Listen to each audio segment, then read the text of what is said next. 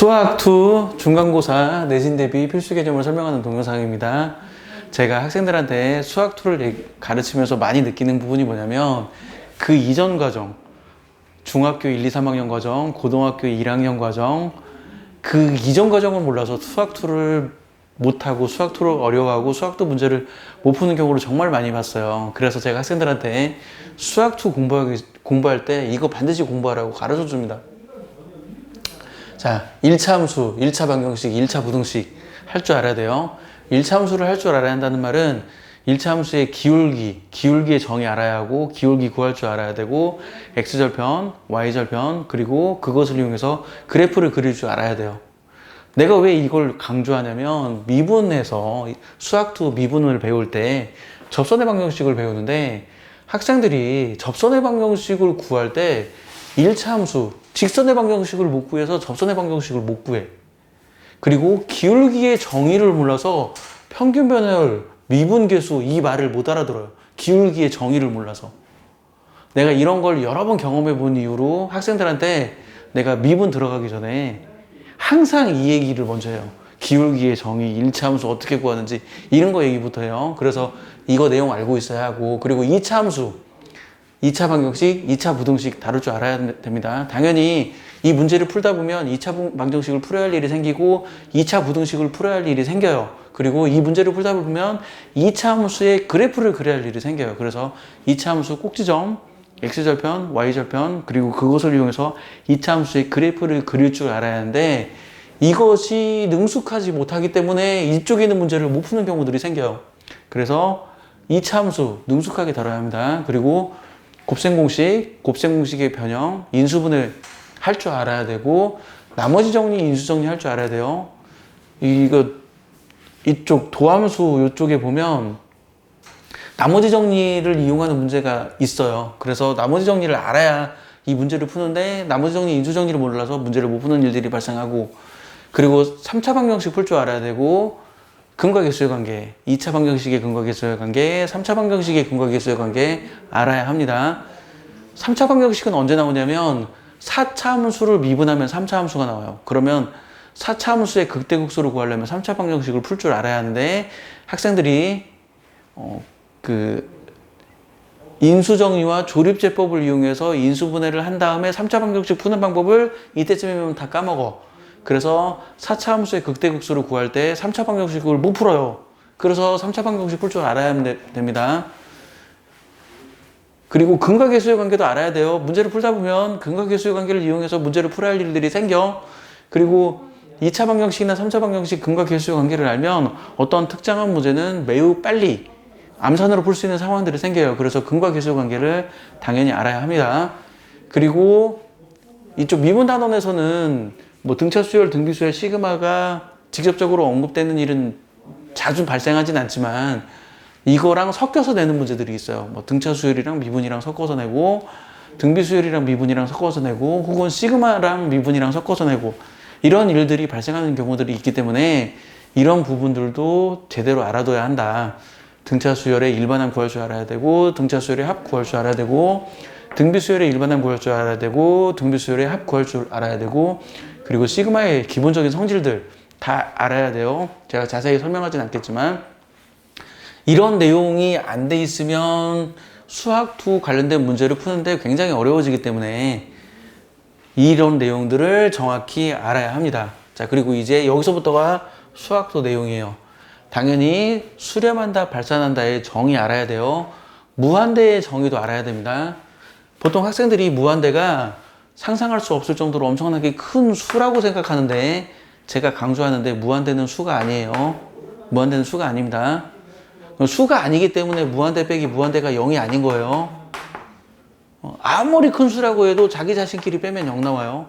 근데 무한대는 수가 아니기 때문에 무한대 빼기 무한대가 0 아닌 거예요. 그리고 무한대 나누기 무한대가 1이 아닌 이유가 무한대가 수가 아니기 때문에 그래요. 아무리 큰 수라고 해도 자기 자신끼리 나누면 1 나와요. 무한대는 수가 아닙니다. 무한대로 수라고 생각하는 사람들인데 무한대는 수가 아니에요. 그래서 무한대는 한없이 커져가는 상태. 무한대가 수가 아니라는 걸 꼭 기억해두고 그리고 여담으로 무한소라는 것을 설명해 주는 사람이 간혹 있는데 현재 중고등학교 수학에서는 무한소를 다루지 않습니다. 무한소 안 다뤄요. 그래서 이런 건 그냥 없는 셈 치고 문제를 풀면 돼요. 수렴한다, 발산한다의 정의 알아야 하고, 그리고 좌극한, 우극한의 정의 알아야 돼요. 그리고 당연히 수렴하면 좌극한값과 우극한값이 같아야 돼요. 좌극한값과 우극한값이 같지 않으면 수렴하지 않습니다. 이런 내용들 당연히 알아야 하고, 그리고 극한의 성질 이런 거 있죠. 쓰기도 귀찮은데 더한 다음에 극한값을 잡으면 따로따로 극한값 잡은 다음에 더한 거랑 똑같다. 뺀 다음에 극한값을 잡으면 따로따로 뺀 다음에 극한값을 잡은 거랑 똑같다. 그리고 곱한 다음에 극한값을 잡으면 따로따로 극한값을 잡은 다음에 곱한 거랑 똑같다. 나눈 다음에 극한값을 잡으면 따로따로 극한값을 잡은 다음에 나눈 거랑 똑같다. 단 분모는 0이면 안 돼. 그리고 거듭제곱도 마찬가지, 그리고 상수배도 마찬가지. 이런 극한의 성질을 알고 있어야 하고, 그리고 극한의 성질 위에 코멘트가 있어요. 이렇게 책에 보면 이렇게 네모 박스 극한의 성질이라고 거기에 코멘트가 있거든요. 그 코멘트까지 알고 있어야 돼. 그 코멘트가 뭐냐면 수렴할 때 fx랑 gx가 수렴할 때 이런 성질이 성립한다. 그 코멘트까지 알고 있어야 돼요. 근데 학생들이 수렴하지 않는데 이 성질을 함부로 적용해가지고 문제 틀리는 경우가 있어요. 꼭 수렴할 때만 적용이 가능합니다. 수렴하지 않으면 적용이 안 돼요. 적용하면 안 돼요. 그리고 샌드위치 정리도 알아야 돼요. 소위 말하는 샌드위치 정리.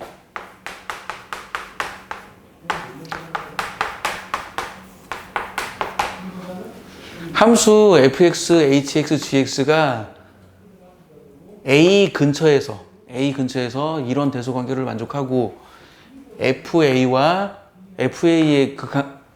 극한값과 GX의 극한값을 fx가 수렴하고 gx가 수렴할 때 hx도 수렴한다.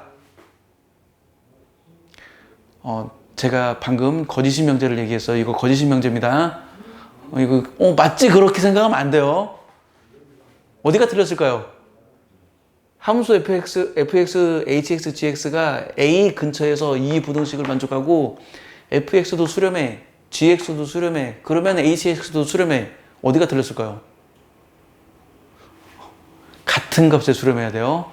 fx와 gx가 같은 값에 수렴하면 hx도 그 값에 수렴해. 그게 샌드위치 정리예요. 얘네들이 다른 값에 수렴하면 얘가 수렴한다는 보장을 할 수 없어요. 여기 샌드위치 정리 참거짓 판정 문제에서 둘 다 수렴하면 야도 수렴한다. 오케이 참 이렇게 해가지고 틀리는 경우들 많이 있으니까 둘 다 수렴한다가 아니라 같은 값에 수렴해야 돼요. 헷갈리면 안 돼요. 샌드위치 정리 알아둬야 하고, 그리고 극한에 대한 전형적인 예제들이 있어요. 이런 전형적인 예제들을 알아야 합니다. 뭐 x가 무한대로 갈 때 이런 거, 뭐 이런 류의 극한값을 구하라. x제곱 빼기 3x 더하기 1분의 x제곱 더하기 1의 극한값 구하라. 그러면 최고차이 계수의 b 1. 이런 전형적인 예제를 다룰 줄 알아야 돼요.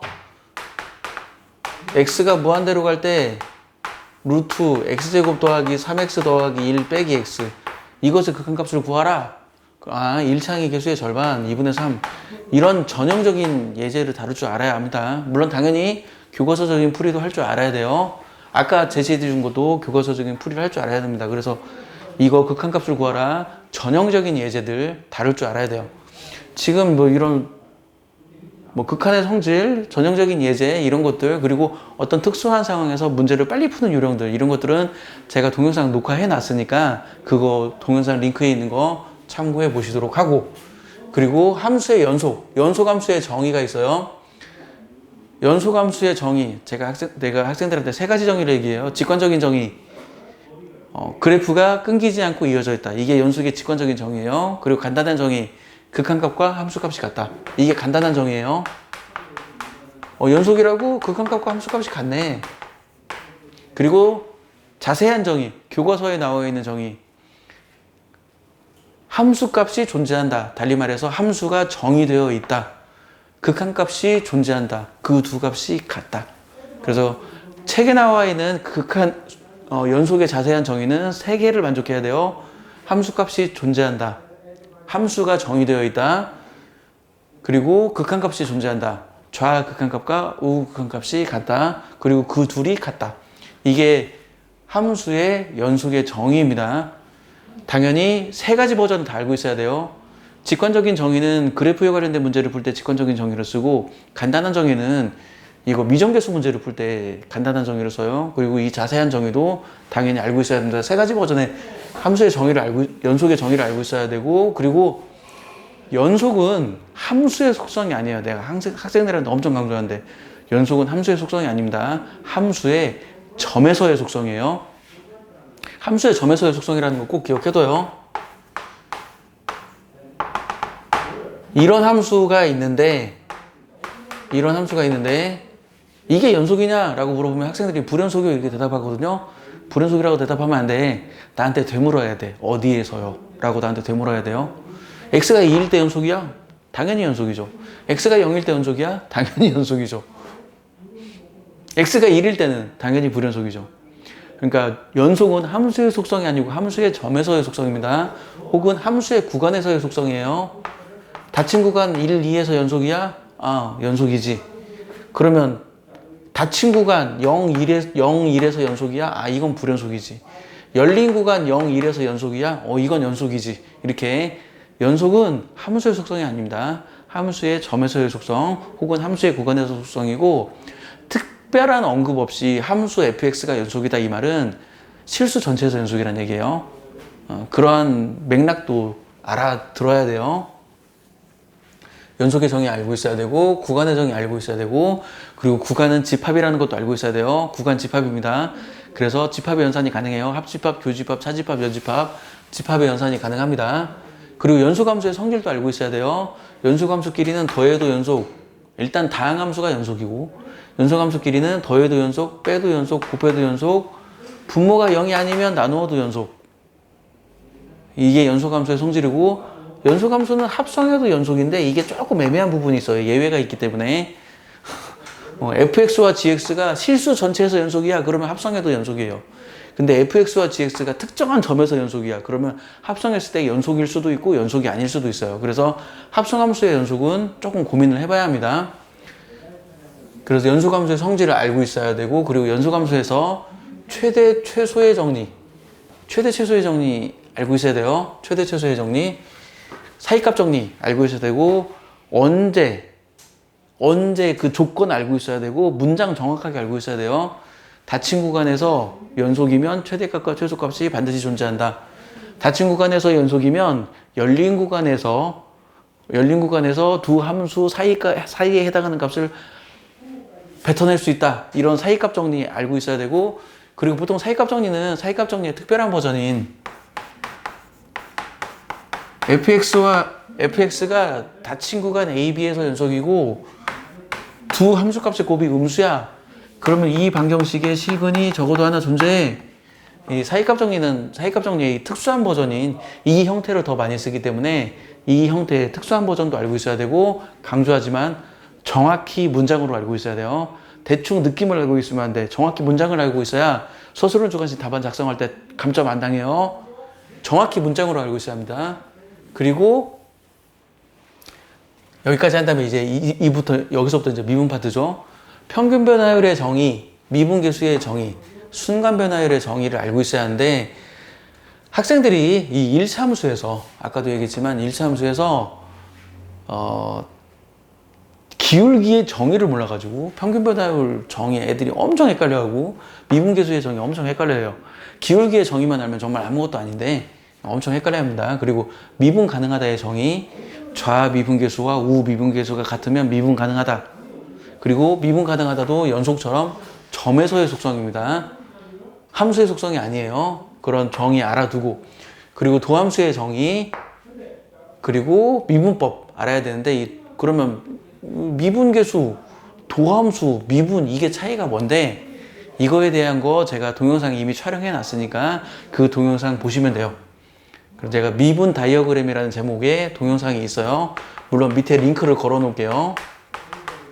미분 다이어그램, 적분 다이어그램, 이런 제목의 동영상이 있으니까 그거 보고 참고하시면 되고, 그리고 도함수를 구할 때 미분계수의 정의식도 알아야 하고 도함수의 정의식도 알아야 되고, 이 둘을 혼돈하면 안 됩니다.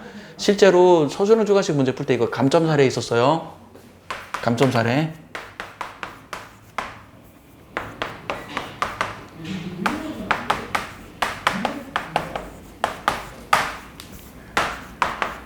이건 미분 계수의 정의이고